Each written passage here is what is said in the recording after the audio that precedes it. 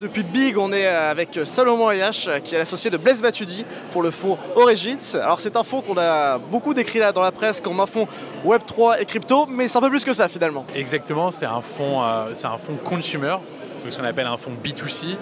On investit des tickets à peu près d'1,5 million d'euros dans des boîtes early stage, donc précis la série A, en Europe et en Amérique du Nord. Et aujourd'hui, on a 13 boîtes au portefeuille.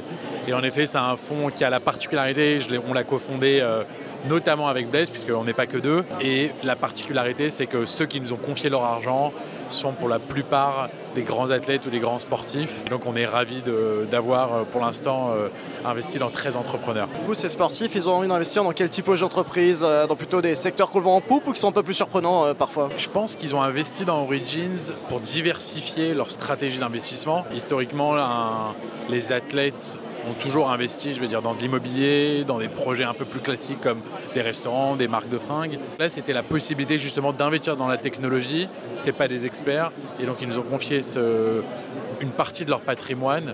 Il n'y a pas que des sportifs, je le précise.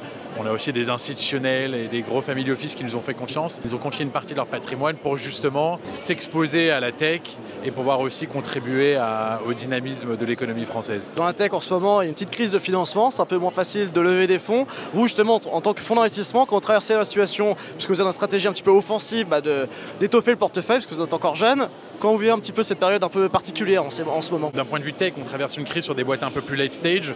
On voit beaucoup moins de séries B, C, D, mais ce qui reste sur des projets early, donc ce que l'on appelle du pré-seed, seed, série A, on continue de voir des équipes incroyables qui proposent des nouveaux produits, des nouvelles solutions qui sont toujours les meilleurs sur des marchés à fort potentiel. Et donc nous, on reste avec nos fondamentaux de se dire très bonne équipe, bon produit, taille de marché assez grande, et puis on y va et on reste très solide sur nos appuis. On sait que demain, le soleil brillera encore. À la lumière de tout ce qu'on s'est dit justement, quel est un petit peu votre état d'esprit pour aborder l'année 2024? Vont être les priorités, une année un peu particulière justement pour les sportifs puisque c'est l'année olympique, donc peut-être ça peut les booster, les influencer aussi d'une certaine manière. On a de grandes ambitions avec Origins. C'est un premier fonds qui fait quelques dizaines de millions d'euros. L'ambition, c'est de continuer à déployer le premier fonds, de continuer à investir encore plus dans les entrepreneurs français, européens, mais aussi, j'ai envie de dire, américains, puisque le fonds a aussi une équipe à New York. Et donc notre priorité en 2024, c'est se concentrer sur les boîtes du portefeuille, les aider à grossir, faire de nouveaux investissements et justement d'aider encore plus, que ce soit les athlètes ou les sportifs en général, à pouvoir être encore plus exposés à la tech à travers des investissements comme des investissements dans Origins. Merci beaucoup Salomon. Avec plaisir. Merci beaucoup.